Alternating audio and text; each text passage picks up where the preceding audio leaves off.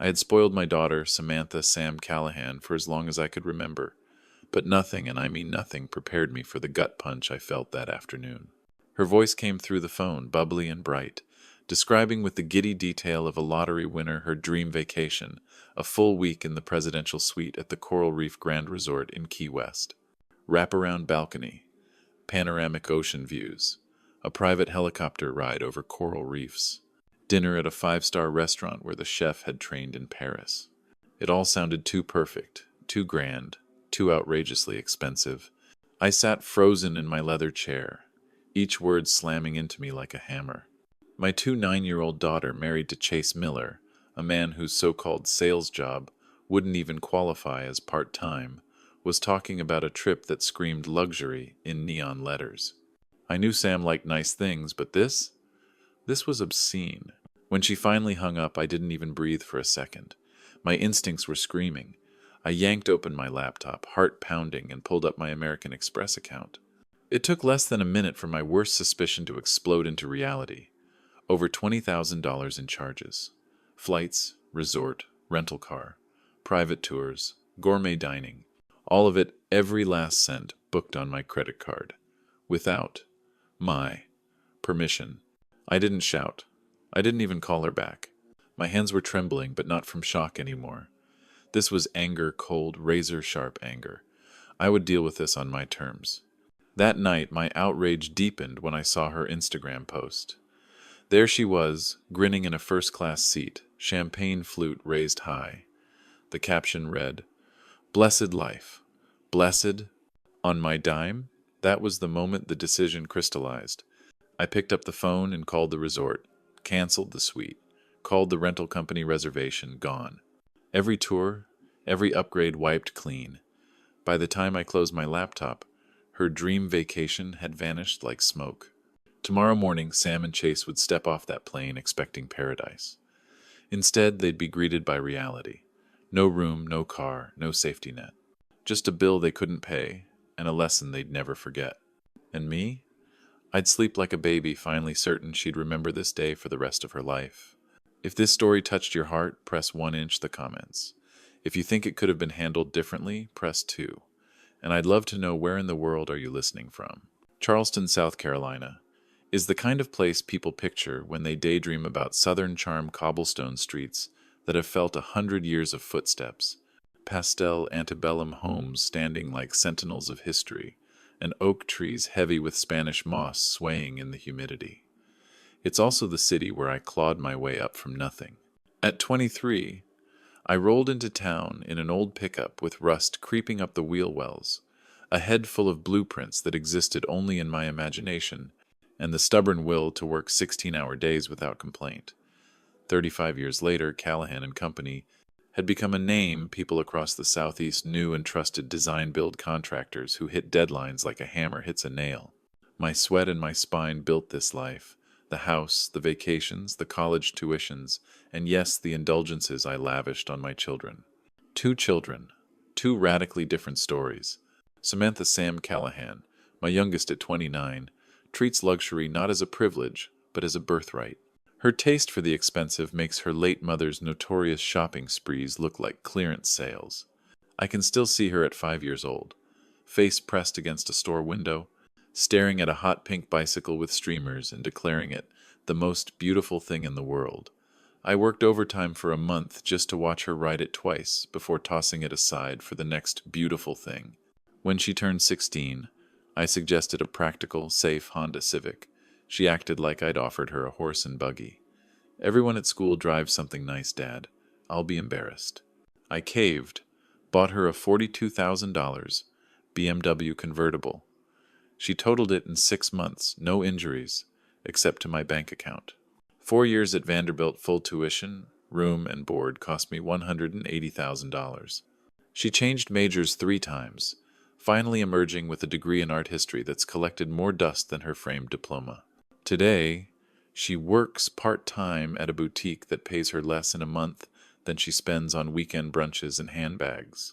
Ethan Callahan, my eldest at 32, is her polar opposite. While Sam burned through credit, Ethan burned through hours at work. He paid his own way through community college, then earned a bachelor's while working full-time. He drove a 15-year-old Toyota Camry with mismatched hubcaps, and he bought it himself. The only 3 times he's borrowed money from me, car repairs, a security deposit, and part of his wedding he paid back, in full, with interest. Ethan is the son who shows up with soup when I'm sick without me asking. Sam is the daughter who sends me a link to a spa package with a "Can you book this for me?" attached. I told myself for years I was just helping her get on her feet. That's why, on her 25th birthday, I set up a $200,000 trust fund for her to receive at 30. I thought I was giving her a safety net. In reality, I'd woven a hammock, and she'd been swinging in it ever since. Looking back, every yes I gave her stripped away another layer of accountability. Every indulgence trained her to believe my wallet had no bottom. And then she married Chase Miller, a man who treats employment like a seasonal hobby, who struts around in $300 sunglasses while bouncing from one short-lived sales job to another. When they mentioned Key West presidential suite, helicopter rides, ocean view dinners cooked by a Paris-trained chef, I wanted to believe it was a one-off splurge, a harmless escape. But decades of parenting had taught me something. When Ethan makes a bad call, it costs him sleep. When Sam makes a bad call, it costs me money. And this time her bad call wasn't just going to drain my account. It was about to drain her illusion that she could live in paradise on my dime and leave me to pick up the pieces. The morning after I'd wiped out every last detail of Sam's extravagant Key West getaway, I was in my home office with a mug of coffee cooling in my hand when my phone lit up with her name. "Dad," she burst out, her voice sugar, sweet, and bubbling with excitement. "You will not believe this place. The Coral Reef Grand is unreal. We can see the water from the bed. And guess what tomorrow? We've got a helicopter tour over the reefs. Tonight, 5-star dining. Chef trained in Paris."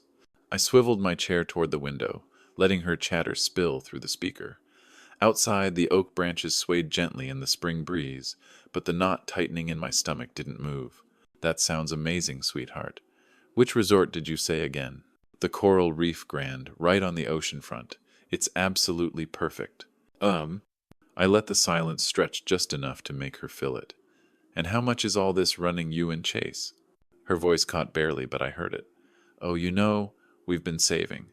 Chase got that bonus from his sales job, and I've been putting money aside from the boutique." I almost laughed. Chase's sales job involved standing around a boat dealership for 3 hours a week, mostly talking to his buddies. And Sam's boutique gig? It wouldn't cover her Starbucks bill, let alone a presidential suite. "That's wonderful," I said, keeping my tone even. "Good to hear you two are being so responsible with your finances." "Yeah, well, we wanted to do something special for our anniversary." I tapped my pen on the desk. "Your anniversary isn't until October, Sam." A beat. Then, "I meant our dating anniversary. From when we first met." "That was in February." A short, irritated laugh. "Dad, can't I just be excited about my vacation without you interrogating me?" The defensiveness hit me like a splash of cold water. This wasn't my little girl, the one who used to confess to breaking a vase before I'd even noticed. This was someone who had learned to dodge, spin, and deflect like a pro. "Of course you can," I said lightly. "I'm just impressed you've saved enough for a presidential suite, helicopter tours, and fine dining. That's got to be close to $20,000 for the week." "Oh, it's not that much, Dad. God, you make it sound like we're blowing our life savings." "I'm not criticizing. I'm proud of you for being financially responsible." I smiled into the phone, though my jaw was clenched tight. "Look, I have to run. Have fun. Send me pictures." The line went dead. 29 years of fatherhood had taught me to read her like a storm front. The nervous laugh over Chase's bonus, the stumble on the anniversary date, the sharp pivot when I asked about money thunderheads rolling in. I set the phone down, opened my laptop, and pulled up my American Express account. My gut already knew, but seeing the number made my pulse spike. Archer, Samba Ishitiner Suwu. Flights, resort, rental car, tours, dining. Every single charge in her name. 3 years ago, I'd given Sam that card for emergencies only. She'd promised she'd never abuse it. I'd stopped checking the statements. That was my mistake. A text buzzed in. "Having the most amazing time. The suite is incredible." I screenshotted it, then dialed her. Hey Dad, what's up? How's Florida treating you? Oh my God, it's paradise. Just back from the helicopter tour. Tonight's the big dinner. Chase is taking a ton of pictures. That's great, I said, clicking over to another statement. Sam, I need to ask you something. Are you using my credit card for this trip? Silence. 4 seconds. I counted them. What? No, Dad, of course not. I told you we saved up. Are you sure? Because I'm staring at my Amex statement, and I see your hotel, your flights, even that helicopter tour you just mentioned. That's impossible. Maybe someone stole your card info. You should call the bank right away. Her voice was smooth, concerned exactly like the business partners I'd caught lying through their teeth. I'm sure that's what happened, I said evenly. I'll call them right now. Thanks for letting me know it wasn't you. Of course, Dad. I'd never do something like that. You know I'd ask if I needed help. I know you would. Enjoy the rest of your trip. Love you. Love you too. When I hung up, I didn't feel the rage yet. Just something sharper, colder. She hadn't just lied, she'd crafted a whole, polished fiction to hide the truth. And right then, I knew exactly what I was going to do next. The house was dead quiet. The kind of quiet that makes you hear the smallest things. The tick of the wall clock. The faint hum of my computer. I pulled up 6 months of American Express statements and began scrolling, month by month. At first, it was just a handful of eyebrow-raising entries. Nordstrom, $892. Four Seasons Atlanta, $445. Louis Vuitton, $1,200. Each one perfectly matched moments Sam had explained with cheerful, breezy lies. A friend treated me. It was a work discount. Chase got a great deal. I'd believed her, or maybe I'd just wanted to. But then the pattern began to glare back at me in black and white. Restaurant tabs from cities she'd never mentioned visiting. Hotel stays on weekends she'd sworn she was laying low. Spa packages, jewelry, designer clothes, each charge individually small enough to slip under the radar. But together, they spelled something ugly. By the time I finished, the truth was no longer a suspicion, it was a fact. Nearly $24,000 in unauthorized charges over 6 months. The Key West trip wasn't a splurge. It was the crown jewel in a long-running, calculated operation. I pushed back my chair, the casters whispering over the rug, and crossed to the bookshelf. From the top shelf, I pulled down a burgundy, leather-bound photo album. Sam at 5, grinning beside that pink bicycle I'd worked overtime to buy. Sam at 16, leaning against her BMW convertible, the one she'd totaled in 6 months. Sam in her cap and gown, diploma in hand, my arm around her shoulders. Those images should have warmed me. Instead, every smile felt like a needle, pricking with the memory of the yeses I'd handed out when I should have said no. I set the album aside and reached for another, thinner one. Ethan's milestones. High school graduation, his wedding day, the keys to the modest townhouse he'd bought himself. Not once had I needed to remind him to respect someone else's money. The contrast was brutal. And then my thoughts locked onto the trust fund, $200,000 set to vest in less than a year. I'd intended it as a springboard for a responsible adult. In Sam's hands, it would evaporate in months, maybe weeks. Gut feelings weren't enough anymore. I needed a record-cold, indisputable evidence of what she'd taken and when. For the next hour, I worked in silence, building a spreadsheet. Dates, merchants, amounts, and the lies she'd told to cover them. Asterisk Nordstrom. Interview clothes from my savings. Asterisk Four Seasons. Girls spa weekend on discount. Asterisk Louis Vuitton. Gift from Chase. The neat rows of black text sat there like a ledger of betrayal. At the bottom I totaled the column. $23,847.19. Beneath it, I typed in bold, not including $345,000 in gifts and assistance over the past 5 years. I didn't even need to calculate Ethan's comparable figure $8,500, all repaid with interest. The difference wasn't just dollars. It was character. One child had learned the dignity of earning. The other had learned the convenience of taking. I sat back, eyes on the 2 folders now lying side by side. Financial records, Sam, and trust fund documents. For years I'd believed love was measured in what you gave. That generosity was proof of care. But generosity without limits? That was just a slow-motion disaster, one I had built with my own hands. I closed the folders, stacked them with deliberate precision, and picked up my phone. I didn't know the exact play yet, but I knew exactly who to call to chart it. It was time to talk to my lawyer. Thomas Avery had been my attorney for 15 years. He'd seen me at my best and my worst, drafting the contracts that built my company, untangling the divorce that almost broke me. If anyone could keep his head while mine was threatening to boil over, it was Thomas. His downtown Charleston office was as polished and precise as the man himself, mahogany desk gleaming, bookshelves perfectly aligned, the air carrying that faint scent of leather and ink. Claire Adams, his assistant, greeted me with her usual warm efficiency. "Morning, Mr. Callahan. Thomas is ready for you." I stepped inside. Thomas rose from behind his desk, extending his hand. "David, Claire said this was urgent." "It is." I set 2 thick folders on his desk, financial records, SAM and trust fund documents. I need to modify a trust and update my will today. His gaze flicked to the folders, then back to me. "Let's have a look." As he flipped open the first one, his eyes tracked over the spreadsheet, the highlighted charges, the screenshots of Instagram posts. I watched his jaw tighten in increments. "These are all unauthorized?" "Every last one," I said. 6 months, nearly $24,000. And that's on top of 5 years of gifts and bailouts totaling $345,000. Not a penny repaid. The Key West trip? Just the crown jewel in a pattern that's been going on for years. Thomas leaned back, steepling his fingers. "And you want—" "I want her gone from the trust entirely. The $200,000 fund goes to Ethan, and her name out of my will." His brows rose. "That's a substantial move, David. These are permanent unless you undo them later. Are you sure?" "I've never been more sure of anything. I'm finished financing her entitlement. If she wants to live like royalty, she can fund the palace herself." He nodded, pulling a legal pad toward him. "The trust modification will require a 30-day notice to the current beneficiary, then a 6-week waiting period before it's locked in. Will changes take effect the moment you sign. Then we start both right now."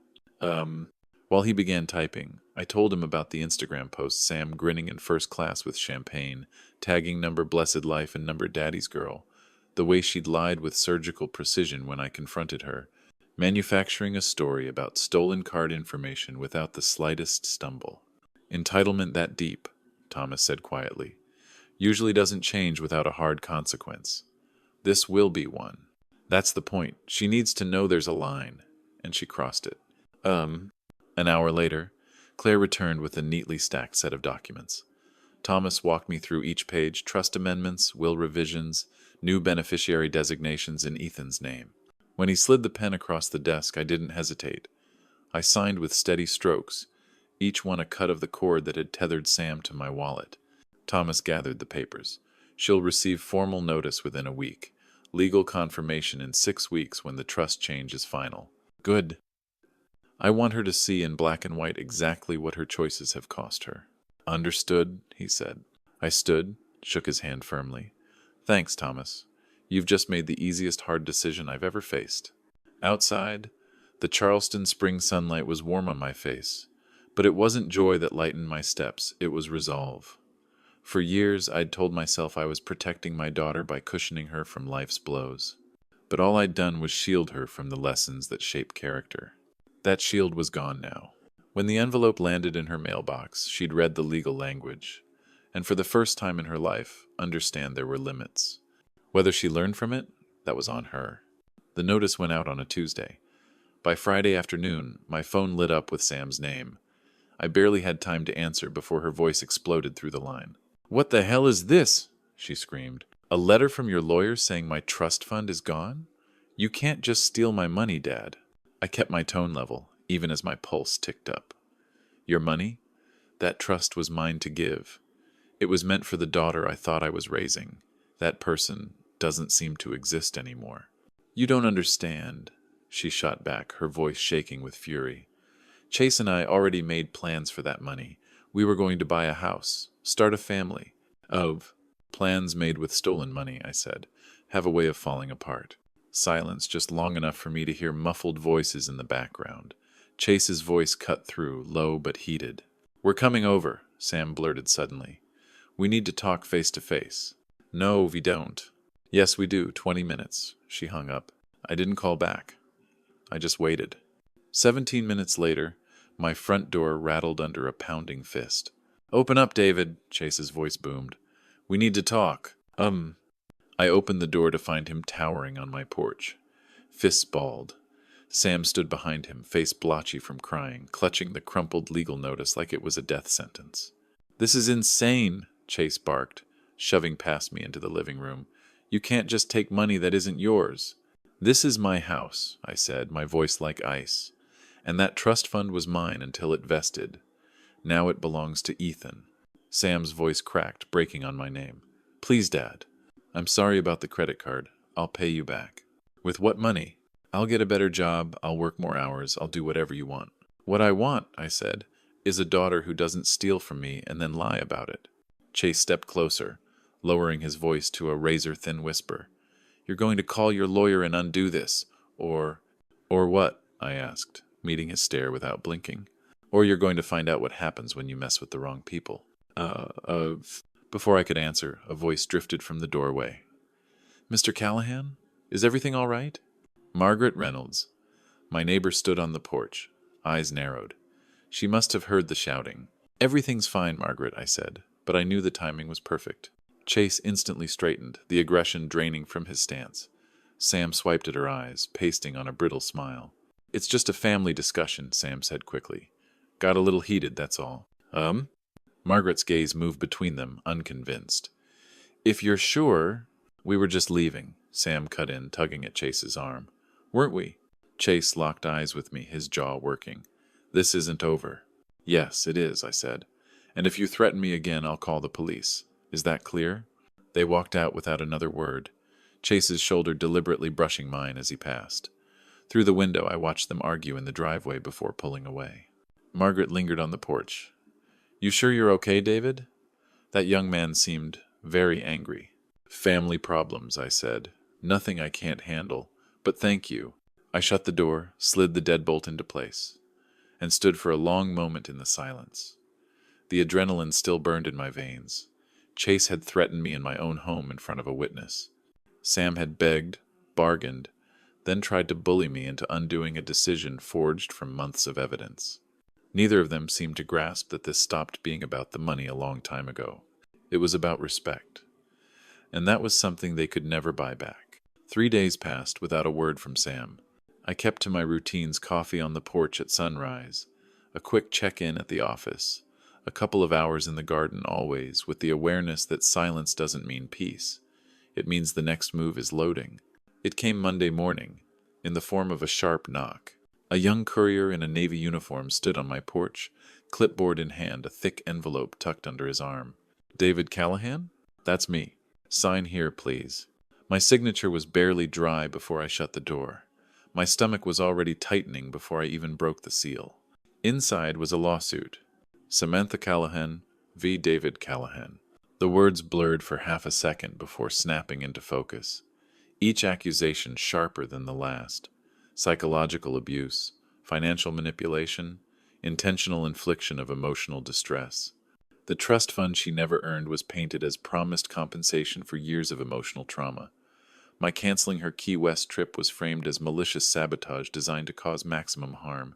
She wanted $250,000 in damages. I read every line, my disbelief calcifying into something colder. Every memory of her smiling at family dinners, hugging me on her graduation day, now twisted into paragraphs of manufactured grievances. I picked up the phone and called Thomas Avery. "I was expecting your call," he said evenly. "You've been served?" "Just now." "She's portraying me as some kind of monster." "This is what happens when entitlement collides with consequences," Thomas said.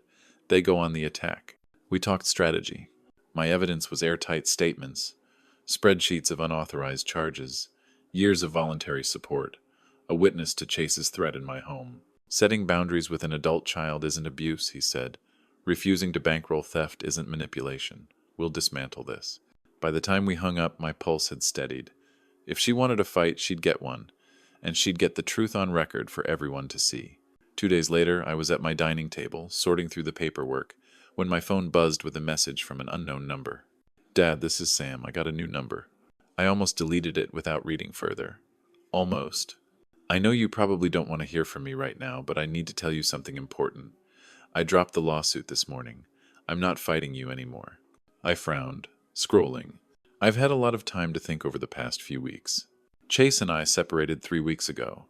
He was the one pushing for the lawsuit, said we could make you pay for disrespecting us. But sitting in that lawyer's office, listening to him talk about destroying you in court, I realized I didn't recognize myself anymore. Then came the part I didn't expect. I did steal from you. That's the truth. I took your trust and your money and acted like you owed me more. I convinced myself I deserved it because we're family. But that's not how family works. You raised me better. Somewhere along the line, I stopped seeing your success as something to respect and started seeing it as something I was entitled to. I'm not asking for forgiveness right now. I'm not asking for money or for you to change the trust back. I just want you to know I understand what you were trying to teach me. Actions have consequences. Respect has to be earned. Family doesn't mean a free pass to hurt people. I've got my own apartment now. I'm working full-time at the boutique. I'm figuring out who I am without Chase or your safety net. It's scary, but maybe that's what I need. I love you, Dad. I hope someday you can love me again, too. I read it twice. Then a third time, I searched for the familiar hooks, the soft manipulations, the subtle positioning to get back into my good graces. I didn't see them in the words, but words are cheap. Action costs. I set the phone down and stood at the kitchen window, staring at the roses I'd neglected. They needed pruning. The lawn needed cutting. Life had gone on while I was buried in lawyers, spreadsheets, and betrayal. I could reply now, tell her I appreciated her honesty, that I believed in second chances. Or I could wait, see if this new clarity was real or just another performance. In the end, I chose silence, not out of spite, but because trust isn't rebuilt in a single text. If she was serious about changing, she'd prove it with time. If she wasn't, I'd know soon enough. For now, the trust fund stayed exactly where it was. In the days that followed, I kept Sam's message saved in my phone unread in the literal sense, though I'd memorized every word. Now and then, I'd scroll past it, thumb hovering over the screen, tempted to reply, but the urge always stopped short of the send button. I'd been a father for 32 years. For most of that time, I thought love meant saying yes. Yes to the pink bicycle, yes to the BMW, yes to the Vanderbilt tuition, yes to the safety nets I thought would keep my children from breaking when they fell. Ethan never needed them. Sam learned to bounce on them like a trampoline. What I hadn't realized until far too late was that every unconditional yes came with an invisible clause, your father will always fix it. And every time I did, I made her a little less capable of standing on her own. Now, for the first time, she was upright, maybe unsteady, maybe only for a moment, but without my wallet propping her up. That counted for something. Whether it would last, that was another matter. I considered calling her, telling her I loved her, that I couldn't undo what had been done, but the line between love and enabling was one I'd crossed too many times before. She'd heard all the speeches, all the reassurances. Words were the currency she'd learned to spend freely. This time it would take more than talk. The trust fund stayed in Ethan's name. My will stayed exactly as Thomas and I had written it. Those weren't punishments, they were boundaries.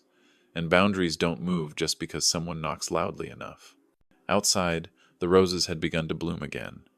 I took the clippers to the dead stems, careful not to nick the new growth. The metaphor wasn't lost on me. Parenting was as much about pruning as it was about planting. Cut away what's diseased, and maybe, just maybe, something healthy has room to grow. I didn't know if Sam's apology was the first honest step in years, or just another performance for an audience of one. But the door was still open. She could walk through it empty-handed with no demands, ready to talk instead of take. Until then, I'd keep living my life. Because I'd learned something too. Love can forgive, but trust? Trust has to be earned back, one choice at a time.